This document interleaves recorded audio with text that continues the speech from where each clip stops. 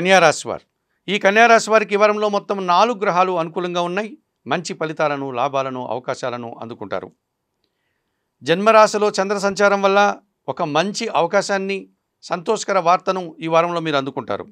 సప్తమ భావంలో బుధ సంచారం వల్ల బ్యాంకు లావాదేవీలు, రుణ సదుపాయాలు, వ్యాపార అభివృద్ధి అద్భుతంగా ఉంటుంది. భాగ్యంలో గురు సంచారం వల్ల సమాజంలో గుర్తింపును తెచ్చుకుంటారు. మీదైనటువంటి శైలిలో విజయాలను అందుకుంటారు. లాభస్థానంలో కర్కాటక రాశిలో కుజ సంచారం వల్ల భూవాహన లాభాలు, సౌఖ్యాలు, రియల్ ఎస్టేట్లో అధిక లాభాలు అందుకునే సూచన కనిపిస్తోంది.